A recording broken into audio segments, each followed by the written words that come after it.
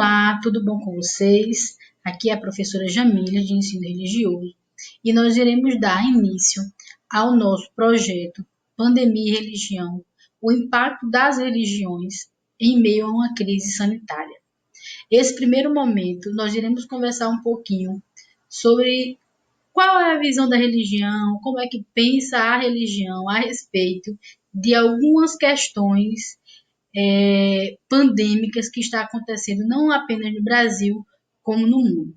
O objetivo do nosso trabalho não é criticar a religião, mas fazer com que vocês, nossos alunos, comecem a refletir qual é o papel da religião e como ela influencia ou interfere na vida de cada um de nós dentro da sociedade. E para isso, eu estou agora trazendo para vocês um pouquinho sobre essas questões. Então, a pandemia, como os seus líderes religiosos lidam com ela? Qual é a ideia que os seus líderes religiosos têm a respeito da religião? Será que é uma visão negacionista? Eles negam o problema que está acontecendo na sociedade? Ou é uma visão realista e também de acolhimento dessa realidade que está acontecendo? Então, vamos lá. As visões religiosas. Como esperado, há diversas maneiras de agir e diferentes visões dos líderes referente a essa pauta. Alguns deles veem a pandemia como algo banal e negam as diversas investidas do governo e os profissionais de saúde para conter a pandemia. Por outro lado, há outros que tentam manter o distanciamento e seguir as medidas de proteção. Alguns padres acharam novas formas de continuarem a disseminar a palavra sem irem às igrejas e fazer lives solidárias. Eu acho que todos vocês devem ter visto essa live que aconteceu, que na realidade foi praticamente um leilão, na realidade foi um leilão solidário, onde esse padre deitado nessa rede vendia bolo, vendia lasanha, para ajudar, para contribuir com aquelas pessoas que estavam passando por maiores dificuldades. E esta maneira que ele encontrou, dentro dessa rede, vocês podem observar que ele usa máscara, que não tem ninguém ao seu redor, porque ele compreende a situação em que a sociedade está vivendo. Então, é um bom exemplo de alguém que utilizou das tecnologias para contribuir com as questões sanitárias que está acontecendo não só no Brasil, como no mundo. E aqui nós temos dois depoimentos de dois padres, que eles vão pensar e agir de maneira diferente um do outro. E aí volto a refletir. Nós não estamos aqui para dizer qual religião é certa, qual posicionamento é certo, não é isso. É somente para discutir, refletir, pensar sobre a religião e a pandemia. Então, todo mundo conhece aqui, essa aqui é a figura do padre Fábio de Mello, que adora fazer diversas comédias no seu Instagram. E aqui ele está de idoso. E aí ele vai ensinar aos fiéis a se manterem em casa e pede que os idosos não vá à missa, não acompanhem a missa lá naquele espaço religioso, mas que acompanhe através das lives que ele vai fazendo. Por outro lado, há um pensamento negacionista em que um líder religioso, o padre, ele vai dizer que deseja que os fiéis que não estão indo à missa por medo do Covid morram antes que a vacina chegue para eles. Então, dá para se refletir a partir dessas questões que, mesmo sendo dois padres da mesma religião, com a mesma formação religiosa, mas têm concepções e pensamentos diferentes. Outra questão que nós vamos falar agora no contexto global. Então, aqui algumas imagens de alguns fiéis de outros países, onde você vai conhecer um pouquinho e perceber algumas questões referentes à pandemia em outros lugares do mundo. O caso da Coreia do Sul.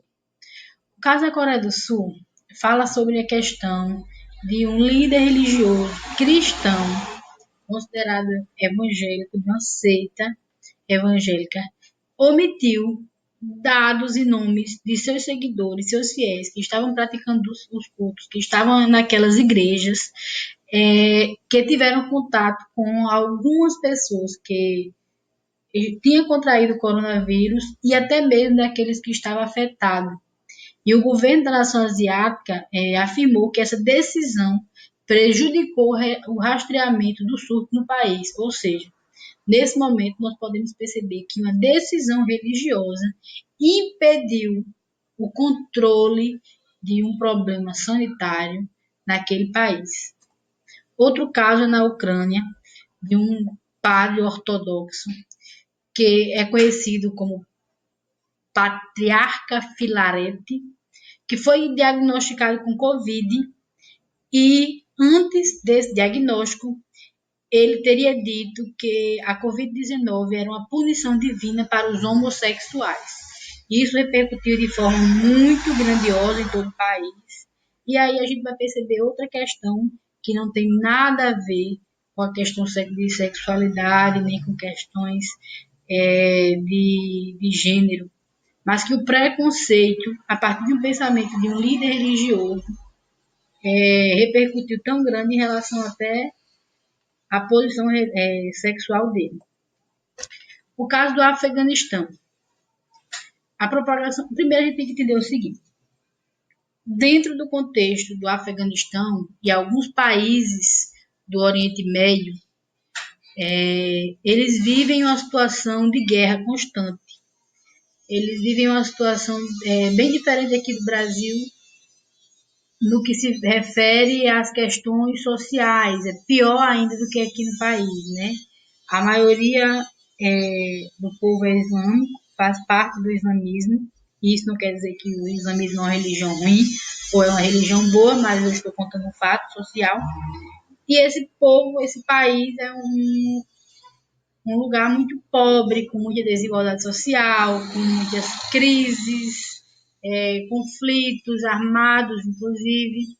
E aí, lá dentro daquele espaço, daquele lugar, tem uma província chamada de Helmand, que tem algumas pessoas com crise de doença, tosse, febre, dor, e lá não há centro nem para curar, nem para diagnosticar essas pessoas.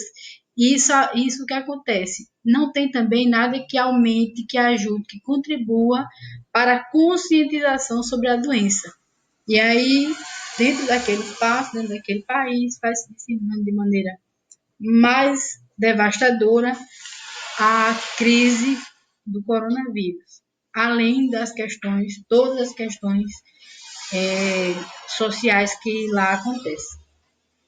E para finalizar, eu só queria trazer para vocês aqui algumas considerações finais, para que a gente faça um desfecho do nosso primeiro pensamento sobre a religião e a pandemia. A primeira consideração que eu trago é: a situação da pandemia ao redor do mundo mostra que não é apenas no Brasil que nós encontramos dificuldades para controlar, para organizar a convivência com esse vírus enquanto não chega a vacina. Contudo, nós também conseguimos perceber e compreender que a religião interfere na maneira como os fiéis se comportam e agem dentro desse período pandêmico. Então, nós percebemos que, de acordo com aquele posicionamento do líder religioso, da sua religião, independente de qual seja, se é católico, se é evangélico, se é muçulmano, se é budista, mas se tem um líder religioso que defende a negação da ciência, a negação do vírus, os fiéis tendem a obedecer ou a seguir aquele pensamento do seu líder religioso. Quando, como exemplo do padre Fábio, que fala com seus fiéis, com a senhora, de maneira engraçada, de maneira icônica, para que os seus idosos fiquem em casa, se cuidem, assistam a missa pelas lives. Isso também vai internalizando naqueles fiéis, naquelas pessoas que seguem o pensamento do padre, o respeito pelas normas sanitárias que é dito, tanto pelos profissionais de saúde, como também por alguns líderes de alguns países que defendem o respeito pela vida, e aí a gente vai percebendo que a religião ela vai interferir. E também nós conseguimos compreender que há alguns casos de extremismo e negação do problema, tanto de líderes religiosos, como também de líderes do país, governantes, líderes de Estado. Um exemplo básico disso é o nosso presidente e a negação que ele faz a todas as medidas sanitárias que é colocada pela Organização Mundial de Saúde. E outro caso de extremismo que nós conseguimos ver aqui no nosso vídeo, na nossa aula, é um padre ortodoxo que diz que o coronavírus é uma punição divina para homossexuais. Então, são casos extremistas em que isso vai se reverberando pessoa a pessoa e acaba prejudicando todo o processo de organização e de construção de uma melhoria sanitária para a sociedade. E alguns casos também, que no mundo não existe só coisa ruim, de conscientização por parte desses líderes. Como eu falei, o caso do padre Fábio de Mello, o primeiro exemplo que eu mostrei, o padre que foi fazer uma live solidária, que ele realmente estava preocupado. Tá certo?